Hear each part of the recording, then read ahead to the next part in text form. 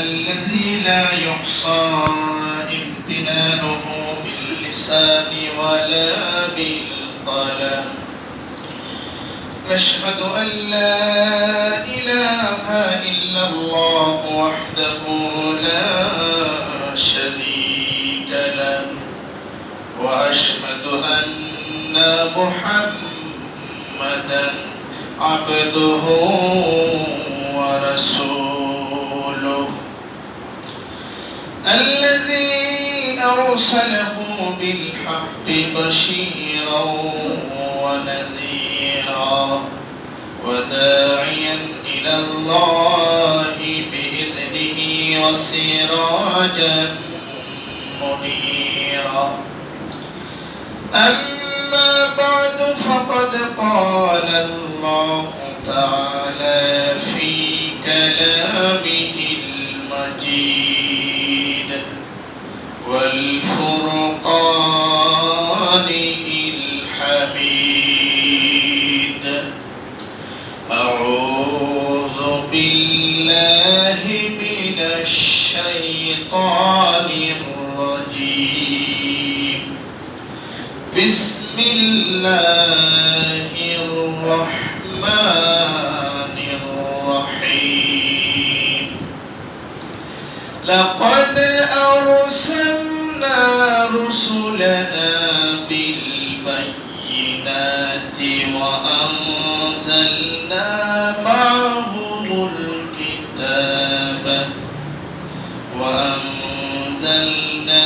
معهم الكتاب والميزان ليقوم الناس بالقسط، وأنزلنا الحديد فيه بأس شديد ومنافع للناس وليعلم الله من ينصره إن الله قوي عزيز. صدق الله العظيم. عن أنس رضي الله تعالى عنه قال: قال رسول الله صلى الله عليه وسلم: لا يؤمن أحدكم حتى أكون أحب إليه من والده وولده والناس أجمعين، أو كما قال عليه الصلاة والسلام. وقال أيضا: من أحب سنتي فقد أحبني، ومن أحبني كان معي في الجنة. وقال أيضا: من أطاعني دخل الجنة ومن عصاني فقد أبى، أو كما قال عليه الصلاة والسلام. وقال تعالى في شأن حبيبه مخبرا وآمرا: إن الله وملائكته يصلون على النبي يا أيها الذين آمنوا صلوا عليه وسلموا تسليما. اللهم صل على سيدنا مولانا محمد وعلى آل سيدنا مولانا محمد. رسول من قالوا بشر، رسول ما نالوا رشا، رسول مرقم بظاهر مل আলোচনা রসুল আমার কাজে কর্মে অনুপ্রেরণা রসুল আমার ভালোবাসা রসুল আমার আশা রসুল আমার প্রেম বিরহের মূল আলোচনা রসুল আমার কাজে কর্মে অনুপ্রেরণা। আল্লাহুম্মা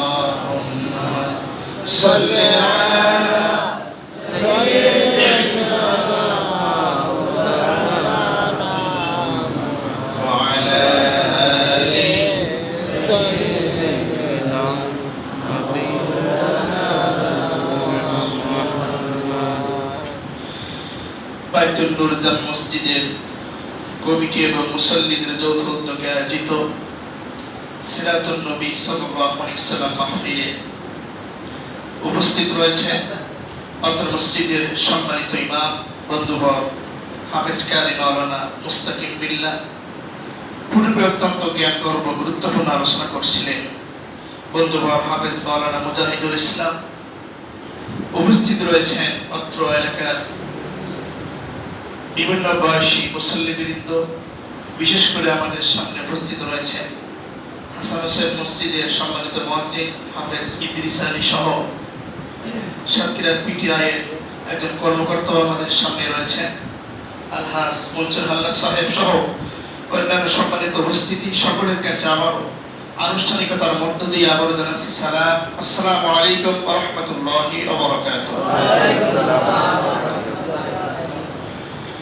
আলোচনার শুরুতে সে মহান মনিবের দরবারে শুকরিয়া আদায় করছি যে মহান মনিব এই বিশাল আকাশের মালিক, বিস্তীর্ণ জমিনের মালিক, কুল কায়নাতের মালিক, সকল সৃষ্টির সৃষ্টিকর্তা, সকল বিধানের বিধানদাতা, সকল মাখলুকের রিজিক দাতা, যিনি সাগরকে নগর বানান, নগরকে সাগর বানান, রাতকে দিন করেন, দিনকে রাত করেন, সে মহান মনিবের নাম কি? আল্লাহ। সকলে বলি সে মহান মনিবের নাম কি? আল্লাহ। সে আল্লাহর জন্য সকলে বলছি আলহামদুলিল্লাহ। রব্বানা লাকাল হামদ, ربنا لك الحمد হামদান কাসীরান حمدا كثيرا তাইয়িবান طيبا মুবারাকান ফি। مباركا فيه। দুরূদ এবং সালাম বর্ষিত হোক বিশ্ব নবী, সর্বকালের সর্বযুগের সর্বসময়ের সর্বশ্রেষ্ঠ মহামানব, যিনি এসেছিলেন পথহারা পথভোলা মানুষের জন্য পথের দিশাদানকারী হিসাবে। সে রাহমাতুল লিল আলামিন আহমদ মুস্তাফা মুহাম্মদ মুস্তাফা, সকলে বলছি সাল্লাল্লাহু আলাইহি ওয়াসাল্লাম। সম্মানিত মুসলিয়ানে কিরাম, রবিউল আউয়াল মাসে আজকে 12 তারিখ। 12 তারিখ পার হয়ে আমরা এখন অবস্থান করছি 13 তারিখ রজনীতে। যে রবিউল আউয়াল মাসে মুহাম্মদ রাসূলুল্লাহ সাল্লাল্লাহু আলাইহি ওয়াসাল্লাম এই ধরার বুকে তাশরীফ এনেছিলেন। আবার সেই রবিউল আউয়াল মাসে তিনি এই পৃথিবীর বুক থেকে বিদায় নিয়েছিলেন। রবিউল আউয়াল মাস আসলে আমরা আল্লাহর নবীকে নিয়ে বিভিন্ন অনুষ্ঠান পালন করে থাকি। রবিউল আউয়াল মাস আমাদের মাঝে এসে শুধু এই কথাটি বলে যান যে তোমরা রবিউল আউয়াল মাসে একদিন আল্লাহর নবীর নামে অনুষ্ঠান করবা আর সারা দিন তোমরা নবীর কোনো নাম নিবা না, এমনকি রবিউল আউয়াল আমাদেরকে বলতে চায় না। রবিউল আউয়াল মাস আমাদেরকে শিক্ষা দেয় আমি রবিউল আউয়াল মাস বছরে একবার আসি, একবার এসে আমার কাছে আমার পক্ষ থেকে তোমাদের কাছে নসিহত হলো তোমরা তোমাদের পুরো জীবনটা আল্লাহ রাসূলের দেখানো পথে আল্লাহর পথে কাটিয়ে দিবে। কথা বলেন ঠিক কি না? যদি সেগুলি আমরা করতে পারি তাহলে রবিউল আউয়াল মাস আমাদের কাছে আসলো, বসলাম, আমরা সফল হতে পারব। সম্মানিত উপস্থিতি, সে রবিউল আউয়াল মাসে আমরা এসেছি আমরা নবীর সিরাত সম্পর্কে আলোচনা শুনব। যে নবী সম্পর্কে কথা বলতে গিয়ে আল্লাহ তাআলা বলেন ইয়া আইয়ুহান নাবিয়্যু, হে নবী, ইন্না আরসালনাকা শাহিদা ওয়া মুবাশশিরান ওয়া নাযীরা ওয়া দাঈয়ান ইলা আল্লাহি বিইজনিহি ওয়া সিরাজাম মুনীরা। নবী, আমি তোমাকে পাঠিয়েছি তুমি দুনিয়ায় গিয়ে 5টা কাজ করবে। কয়টা কাজ? সবাই বলেন কয়টা কাজ? আমার আলোচনা কিন্তু ক্লাস মতো হয়, খুব মনোযোগ দিয়ে শুনতে হবে। আল্লাহ তাআলা বলেন ইয়া আইয়ুহান নাবিয়্যু, হে আমার নবী, ইন্না আরসালনাকা শাহিদা, হে নবী আমি আপনাকে দুনিয়ায় পাঠিয়েছি। আমার পক্ষ থেকে আপনার কাছে এক নম্বর কাজ হলো আপনি দুনিয়ায় গিয়ে সাক্ষ্য দান করবেন। এই সাক্ষ্যটা 3 প্রকার। কয় প্রকার? 3 প্রকার। এক নম্বর হলো মুখে সাক্ষ্য দিবেন। আমি যে আপনাকে মুখ দিয়েছি, এই মুখ দিয়ে আপনি সালাতের বাণী উচ্চারণ করবে, এই মুখ দিয়ে আপনি কালিমার কথা, কালিমার আওয়াজকে সমাজের ভিতরে বুলন্দ করবে। যদি সমাজে আপনার বিরুদ্ধে সমাজ কোনো অ্যাকশন নাই, যদি আপনার বিরুদ্ধে সমাজ চলে যায়, রাষ্ট্র চলে যায়, দেশ চলে যায়, তারপরেও নবী খবরদার এই সাক্ষ্যদান করা থেকে আপনি বিরত হবেন না। কথা বলেন। আমার নবী কি কখনো সাক্ষ্য দেওয়া থেকে বিরত ছিলেন?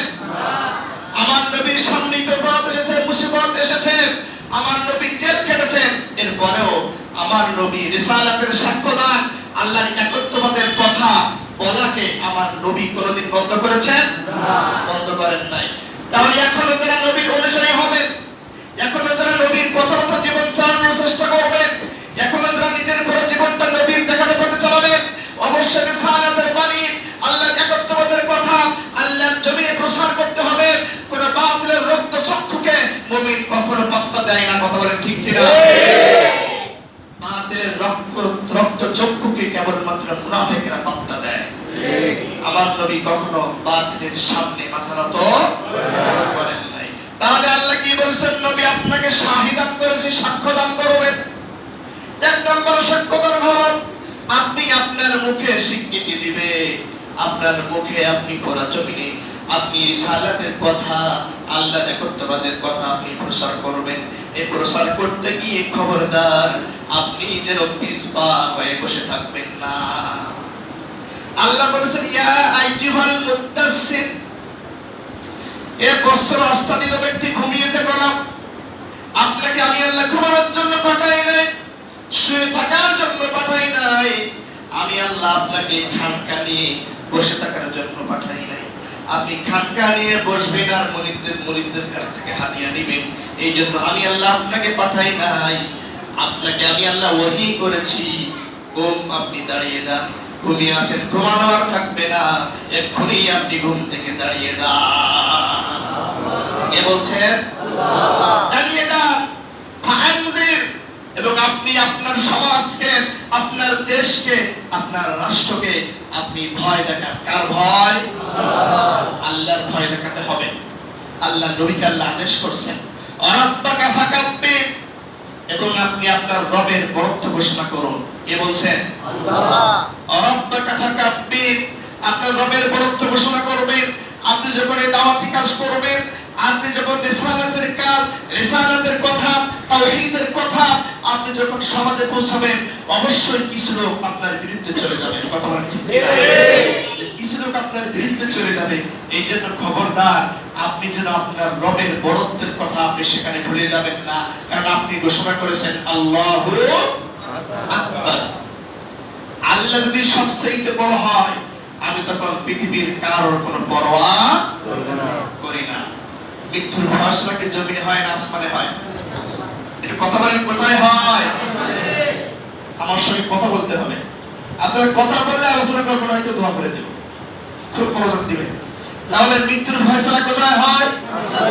পৃথিবীর যত রাজা, পৃথিবীর বাদশা, প্রাইম মিনিস্টার, যত মিনিস্টার থাকুক না কেন, পৃথিবীর যত বিচারপতি থাকুক না কেন, কোন বিচারপতির সয়ে মৃত্যুর ফয়সালা হয় না। মৃত্যুর ফয়সালা কে করে? আল্লাহ।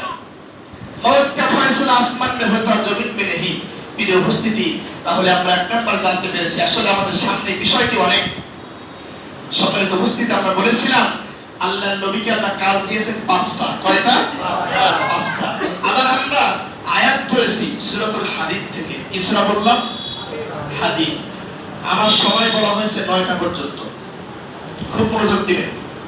আমরা কোন সূরার নাম বলেছি? হাদীদ। হাসান হোসেন মসজিদের মুসল্লিগুলো ছাড়া এখানের মসজিদের মুসল্লিদের ভিতরে কেউ কি বলতে পারবেন হাদীদ মানে কি? হাসান হোসেন মসজিদের মুসল্লিদের বলতে মানা করেছি। এখানে মুসল্লিরা হাদীদ মানে লোহা। হাদীদ মানে কি? লোহা। লোহা শক্ত না নরম? লোহার কাজ কি? শক্ত কাজ করা না নরম কাজ করা? শক্ত কাজ করা। যেখানে নরম কাজ, ওখানে কি লোহার ব্যবহার করি আমরা? যেমন কুকুর তেমন মুগুর। লোহার কাজ ব্যবহার করি আমরা শক্ত জায়গায়। আল্লাহ লোহা নামে একটি সূরা দান করেছেন, সুবহানাল্লাহ। আমরা সেই লোহা নামক সূরা আয়াত নাম্বার 25, আয়াত নাম্বার কত? 25। আমরা এখানে বলেছি সূরাতুল আহজাবের আয়াত নাম্বার 45-46, আল্লাহ নবীর কাজ দিয়েছেন 5টা। কয়টা? 5টা। আর এখানে আল্লাহ তাআলা তার নবীর ভীষণ নবীকে আল্লাহ 3টা বিষয় দিয়ে পাঠিয়েছেন। কয়টা বিষয়? ওখানে আল্লাহ নবীর 5টা কাজের কথা বলছেন, আর এখানে আল্লাহ নবীর 3টা বিষয় দিয়ে পাঠিয়েছেন। নবীর 3টা বিষয় নিয়ে পুরো সমাজে কাজ করবেন। সম্মানিত উপস্থিতি, কি মনোযোগ আছে? কথা বলেন আছে? তাহলে চোখ আমার দিকে থাকতে হবে। এক সেকেন্ডের জন্য চোখ যেন দিক ওদিকে না যায়। চোখ গেলে কিন্তু আলোচনা থেকে মন হারিয়ে যাবে। ইবলিস কিন্তু কোরআনের হক কথা কোনোদিন শুনতে দেয় না। ইবলিসের প্রথম মিশন হচ্ছে মানুষের ভিতরে যেন কোরআনের কথা না পৌঁছায়। কথা বলেন ঠিক কিনা? ইবলিস যখন ওই জান্নাতের ভিতরে ছিল, যখন আদমকে আল্লাহ পাঠিয়েছিলেন, আল্লাহ বলেছিলেন কুল্লা হাবিতু মিনহা জামিআ, যাও তুমি দুনিয়ায় চলে যাও, তুমি দুনিয়ায় চলে যাও, ফাইম্মা ইয়াতিয়ান্নাকুম মিন্নি হুদা, আমি আল্লাহ তোমাদের কাছে হেদায়েত পাঠাবো। হেদায়েত মানে কি? কোরআন। হেদায়েত মানে কি? কোরআন। আর ইবলিস বলেছিল আল্লাহ তুমি যে হেদায়েত পাঠাবা, আমি এই মানুষদেরকে গোমরাহ করে করে হেদায়েতের পথ থেকে খারাপ পথে নিয়ে চলে যাব। এইজন্য কোরআনের কথা কে শুনতে দেয় না? ইবলিস কে শুনতে দেয় না? যদি দেখেন মনের ভিতরে কোনো ধোঁকা আসছে, বুঝবেন ইবলিস এখানে বসতে দিচ্ছে না। এখন দেখেন যে ব্যক্তি এখান থেকে বিনা ওজরে উঠে যাবে, বুঝতে হবে তার ভিতরে ইবলিস তার কাছ থেকে বিজয়ী হয়েছে, সেই ব্যক্তি বিদায় চলে গিয়েছে। ওজনের কথা বলেছি, ওজন হলে যেতে পারে। সম্মানিত উপস্থিতি, তাহলে আসুন আমরা কোন সূরার কথা বলেছি? হাদীদ। আয়াত নাম্বার কত বলেছি? 25। এখানে আল্লাহ নবীকে আল্লাহ পাঠিয়েছেন কয়টি বিষয় দিয়ে? 3টা। মাশাআল্লাহ।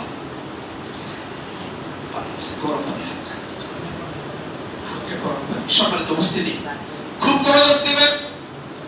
আল্লাহ বললেন লাকাদ আরসালনা রাসূলানা বিল বায়িনাত।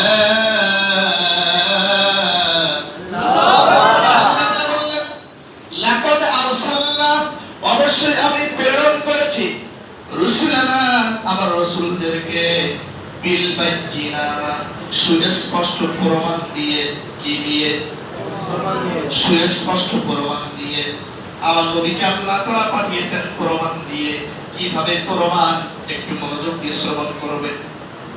আল্লাহর নবী নবুয়ত পেয়েছেন কয় বছর বয়সে?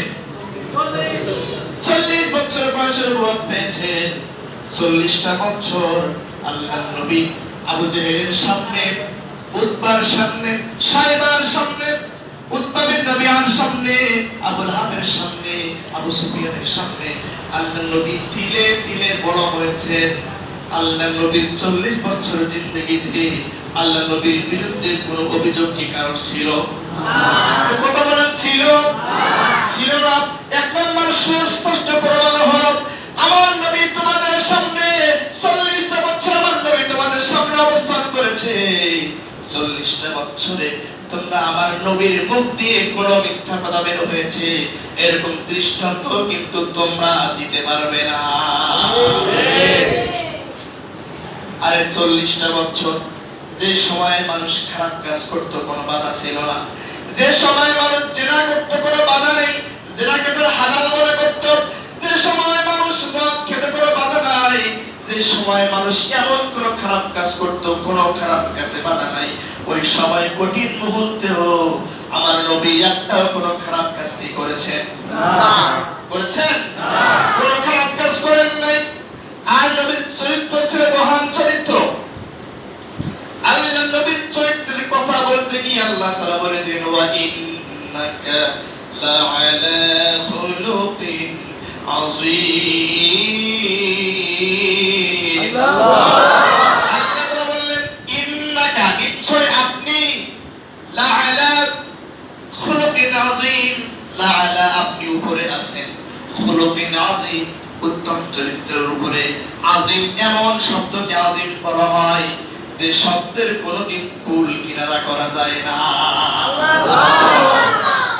সাগরের পানির কুল কিনারা করতে পারবেন না। যদি আপনাকে বলা হয় সাগরের পানি আপনি মাপতে পারবেন না। আটলান্টিক মহাসাগরের পানি তেমন মাপা যায় না। আমার নবীর চরিত্র তেমন। আমার নবীর চরিত্রের কথা বলে কোনোদিন শেষ করা যাবে না। যে নবীর চরিত্রের কথা সব সার্টিফিকেট কে দিয়েছেন? আল্লাহ।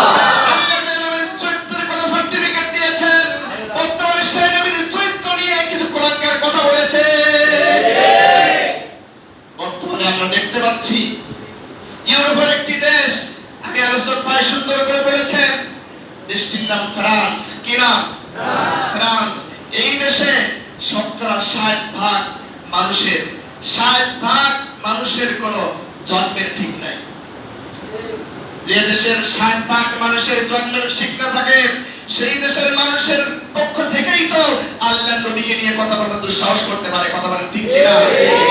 মুসলিমরা যদি আমরা এক হয়ে যাই, দল মত যত সিলসিলা সব কিছু বাদ দিয়ে আল্লাহ এবং আল্লাহ রাসূল এবং কোরআন, এই তিনটি আমাদের আবেগের জায়গা, এই তিনটি আমাদের ভালোবাসার জায়গা। যদি পৃথিবীর কোন মানুষ, কোন নাস্তিক, কোন ইসলাম বিদ্বেষী এই তিনটার বিরুদ্ধে কথা বলে, কোন মুসলিম চুপ থাকতে পারে না। কথা বলেন ঠিক কিনা? সম্মানিত উপস্থিতি, এই লোকগুলি সেই কাজ করেছে। আজ আমরা মুসলিম সে যথাযথ হুঙ্কার দিতে পারছি না। আমরা মুসলিম ভাই বলছেন পরিচয় ভুলে গিয়েছি। আমরা পরিচয় ভুলেছি কিভাবে? একটা দৃষ্টান্ত ছোট দেব, এটা কথা বলবো, শুনবেন। দৃষ্টান্ত সেটি হলো, একটি রাখাল তিনি ছাগল চড়াচ্ছেন, উনি ভেড়া চড়াচ্ছেন, ভেড়া আছে। আর হঠাৎ করে দেখলেন ছোট্ট বাঘের একটি বাচ্চা উনি পেয়েছেন খুঁজে। সে বাঘের বাচ্চাটি নিয়ে এই যে বেড়াল ছিল, এই যে ভেড়া ছিল, এদের ভিতরে উনি পালছেন। যেহেতু বাঘের বাচ্চা ছোট, ও তো আর বিষয়টা বুঝে না যে ও বাঘ কি বেড়া, ভেড়া ও কি বুঝে? বুঝে না। আস্তে আস্তে করে বাঘের বাচ্চাটি বড় হচ্ছে আর থাকে ভেড়ার সঙ্গে। বলেন তো কিসের বাচ্চা ও? বাঘের বাচ্চা থাকে কিসের সঙ্গে? ভেড়ার সঙ্গে। এখন হঠাৎ করে একদিন একটি বাঘ সে ভেড়ার পালকে তাড়া করেছে। ভেড়ার পালকে তাড়া করে দেখে যে তার জাতি গোষ্ঠীর একজন লোক ভেড়ার ভিতরে অবস্থান করছে। সেই বাঘ তখন সেই ভেড়াকে না ধরে সে বাঘের বাচ্চাকে ধরেছে। এদিকে এদিকে ওখানে কেন? দেখে আমাদের ভেড়া, দেখে এদিকে। সে না আমি ভেড়া, সে না তুই বাঘ, বড় বাঘ কি? চল ওই পুকুরের ওখানে চল, পানির ওখানে চল। এ পানির দিকে তাকা। পানির দিকে তাকিয়ে দেখে বাঘ যেরকম দেখতে, এই বাঘটিও সেরকম দেখতে। বাচ্চা বাঘ বলছে, হ্যাঁ আমি তো তোমার মতো দেখতে, আমারও তো হাতে নখ আছে, আমারও তো গোপ আছে, পাকানো গোপ আছে, তাহলে সবকিছু দেখতেই তো তোমার মতো আমি ভেড়ার দলে কেন? বাঘ তখন বলছে, আমি ভুল হয়েছে আমি আমার পরিচয় ভুলে যাব না। সম্মানিত এখান থেকে আমাদের কথা হলো, আজ আমরা মুসলিমরা আমাদের আসল পরিচয় ভুলে গিয়েছি। আমরা মুসলিমরা ভেড়ার দলে যোগ দিয়েছি। এই জন্য মুসলিমরা সত্যিকার অর্থে যদি কোরআনের পথে আসতো, মুসলিমরা বাঘের মতো হয়ে পুরো বিশ্ব ছড়িয়ে পড়তো। পৃথিবীর কারোর ক্ষমতা ছিল না মুসলিমদের বিরুদ্ধে কথা বলার। কথা বলেন ঠিক? আজ থেকে আমাদের সিদ্ধান্ত গ্রহণ করতে হবে। ওই বাঘ যেমন নির্ণয় করেছে আসলে বাঘ, সে বুঝছে কিভাবে বলেন তো? সে যে আসলেই বাঘ সে বুঝতে পেরেছে কিভাবে? পানিতে চেহারা দেখে। আর আমরা আমাদের চেহারা কোথায় দেখবো? আমরা আমাদের চেহারা দেখবো কোরআনে। যদি আমরা কোরআনকে ধরতে পারি, সত্য বাণীকে আঁকড়ে ধরতে পারি, পৃথিবীর সব শক্তি আমাদের কাছে মাথা নত করতে বাধ্য হবে। সবাই বলি লা ইলাহা ইল্লাল্লাহ, লা ইলাহা ইল্লাল্লাহ, লা ইলাহা ইল্লাল্লাহ, লা ইলাহা ইল্লাল্লাহ, লা ইলাহা ইল্লাল্লাহ মুহাম্মাদুর রাসূলুল্লাহ। প্রভু আমাদের, রাসূল ও নবী নেতা আমাদের, কোরআন হাদিস পথ আমাদের, কণ্ঠে মোদের কি কালিমা লা ইলাহা ইল্লাল্লাহ, লা ইলাহা ইল্লাল্লাহ, লা ইলাহা ইল্লাল্লাহ, লা ইলাহা ইল্লাল্লাহ মুহাম্মাদুর রাসূলুল্লাহ সাল্লাল্লাহু আলাইহি ওয়াসাল্লাম। সম্মানিত মুসলিম কিরাম, তাহলে আমরা আজ থেকে শিক্ষা নিয়েছি, আমরা মুসলিম না, আমরা আমাদের আসল পরিচয় ভুলে যাব না। ভুলে যাব না, ভুলে যাব না। আর আমরা বলেছিলাম সূরা হাদীদের আয়াত নাম্বার 25-এ আল্লাহ নবীকে পাঠিয়েছেন কয়টা বিষয় দিয়ে? এক নাম্বার বিষয় কি ছিল? প্রমাণ। আর এক নাম্বার প্রমাণ ছিল আল্লাহ নবী 40টা বছর একটা মিথ্যা কথা বলে নাই। আর দুই নাম্বার নবীর চরিত্র, দুই নাম্বার প্রমাণ হলো আল্লাহ নবীর ভিতরে রয়েছে উত্তম আদর্শ। আল্লাহ বলেছেন লাকাদ কানা লাকুম ফি রাসূলিল্লাহি উসওয়াতুন হাসানাহ। আল্লাহ বলেছেন পৃথিবীর মানুষেরা, আমি আল্লাহ আমার নবীর চরিত্রের ভিতরে আমি আল্লাহ তোমাদের জন্য উত্তম আদর্শ রেখে দিয়েছি। আমার নবীর আদর্শ মানবে যারা সফল হয়ে যাবে তারা, কথা বলেন। আমার নবীর আদর্শ মানবে না যারা ব্যর্থ হয়ে যাবে তারা। বাইনাত কেমন প্রমাণ দেখুন। সম্মানিত উপস্থিতি, আল্লাহ সুবহানাহু ওয়া তাআলা বলেন, তার রাসূলের মাধ্যম দিয়ে আল্লাহ বলেন, লা ইউমিনু আহাদুকুম হাত্তা আকুনা আহাব্বা ইলাইহি মিন ওয়ালিদিহি ওয়া ওয়ালাদিহি ওয়ান নাসি আজমাইন। আল্লাহ তাআলা বলেন, রাসূল বলেন, তোমরা যতক্ষণ পর্যন্ত মুমিন হবে না যতক্ষণ তোমরা তোমাদের স্ত্রী, পরিবার, পরিজন সবাই থেকে আমি নবী আমাকে বেশি ভালো না বাসবে। কে বলছেন? রাসূল বলছেন। কে বলছেন? রাসূল বলছেন। নবীর চরিত্রের কথা আমরা বলছেন। বাইজিনাত নবীকে ভালোবাসা দিয়ে বাইজিনাত থেকে আমাদের শিক্ষা নিতে হবে। আর আমি আলোচক ভাই বলেছেন যে নবীকে ভালোবাসতে হবে। সম্মানিত উপস্থিতি, নবীকে ভালোবাসবো কেন সংক্ষিপ্ত করে বলি, আমাদের ঘড়ি বলছে সময় বেশি নেই। সম্মানিত উপস্থিতি, এখানে বলা হচ্ছে পৃথিবীতে যত নেতা আছে, খেয়াল করুন, যত নেতা আমরা পৃথিবীতে দেখি, এমন কোন নেতা কি আছে যে নেতাকে অনুসরণ করলে জীবনের সমস্ত গুনাহকে মাফ করে দেওয়া হয়? আছে? এমন কোন নেতা নাই যে নেতার জীবনে মিথ্যা কথা বলে নাই? আছে? এমন কেউ নাই জীবনে কোনোদিন হারাম কাজ করে না, এমন কোন মানুষ গ্যারান্টি দেওয়া যাবে না। কিন্তু আমার নবীকে যদি কেউ ভালোবাসে, আল্লাহ বলছেন যদি নবীকে ভালোবাসো, অনুসরণ করার মাধ্যম দিয়ে যদি আমার নবীকে ভালোবাসো, ওয়ায়াগফির লাকুম যুনুবাকুম, আমি আল্লাহ তোমাদের পূর্বের সমস্ত গুনাহগুলিকে আমি আল্লাহ ক্ষমা করে দেব।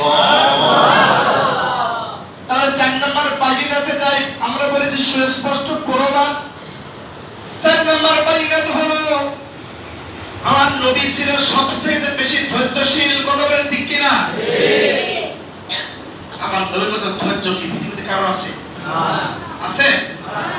সম্মানিত উপস্থিতি, আল্লাহ বলেন ফাবিমা রাহমাতিন মিনাল্লাহি লিনতালাহুম, নবী আমি আপনার হৃদয়কে কোমল না করে দিতাম এইসব মানুষগুলি আপনার ধারে পাশেও আসতো না। আমার নবীর হৃদয়টি কেমন নরম ছিল। ছোট্ট একটি শিশু, নাম হচ্ছে উমায়ের। নাম কি? উমায়ের। উমায়ের হুজুরের সামনে এসেছে ছোট্ট বাচ্চা, একজন রাহমাতুল লিল আলামিন, মদিনা রাষ্ট্রের প্রেসিডেন্ট, তার সামনে ছোট্ট একটি বাচ্চা এসেছে। হুজুর তখন বলছেন, ইয়া উমায়ের মা ফাআলা রুবাইয়াত, আল্লাহু আকবার। বলছেন, হে উমায়ের, তোমার বাড়িতে ছোট্ট পাখি আছে, সে পাখির খবর কি?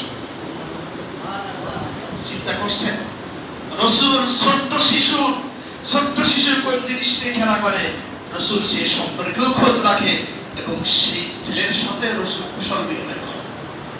এটি হলো তিনি, তার ধৈর্য, তার দয়া, তার মহানুভবতা, তার ভালোবাসা, তার মানুষের প্রতি টান, তার বিশ্বের মানুষের প্রতি টান, তার ভিতরে কত ভালোবাসা তিনি বয়না করেছিলেন।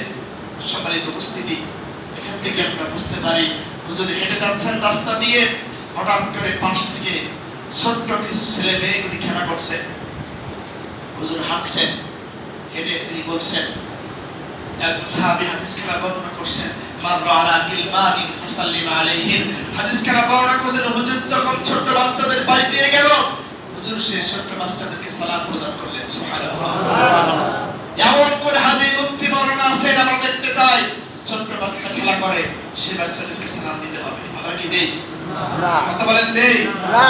নবীর উম্মত হিসেবে দাবি যদি আপনি করেন, ছোট্ট শিশুকে আপনাকে সালাম দিতে হবে। আজ থেকে পারবো সবাই ইনশাআল্লাহ? আমরা জানেন, আপনারা শুনেছেন কয়েকদিন আগে ঢাকা বিশ্ববিদ্যালয়ের একজন টিচার, নাম জিয়া রহমান, এই টিচার তার একটি বক্তব্যের ভিতরে বলেছে, আগে সালাম দেওয়া পরে আল্লাহ হাফেজ বলা নাকি জঙ্গিবাদের নিদর্শন। নাউজুবিল্লাহ বললেন না? এই সমস্ত শিক্ষিত মূর্খ জ্ঞান পাপী, এরা হলো শিক্ষিত আবার মূর্খ। কেন মূর্খ একটু বলেন তো? আবু জাহেলের নাম কি ছিল? আবুল হাকাম। কি ছিল? আবুল হাকাম মানে কি? জ্ঞানের পিতা। মানে কি? আবু জাহেল ছিল সবচেয়ে বেশি জ্ঞানী ওই সময়টার ভিতরে, কিন্তু আবু জাহেল কোরআন না মানার কারণে, রাসূলকে অস্বীকার করার কারণে তার নাম কি হয়ে গেল? আবু জাহেল, মূর্খের পিতা। সুতরাং এখনো যারা পিএইচডি অর্জন করেছো, এখনো যারা বিসিএস ক্যাডার হয়েছো, এই তোমরা আবু জাহেলের মতো কোরআন না শেখার কারণে, ইসলামের বিরুদ্ধে কথা বলার কারণে তোমরাও আবু জাহেলের গোষ্ঠী হয়ে গিয়েছো। কথা বলতে ঠিক? প্রিয় উপস্থিতি, আজ থেকে আমরা এই ব্যক্তির কথার বিরুদ্ধে আমাদের প্রতিবাদ হচ্ছে, আমরা বেশি বেশি করে সালামের প্রচার করব। কি করা যাবে? এই ব্যক্তি সুন্নাতের বিরুদ্ধে কথা বলেছে, আমরা বেশি বেশি করে সুন্নাতকে অনুসরণ করে আমরা তার উত্তম জবাব দিয়ে দিব। সম্মানিত উপস্থিতি,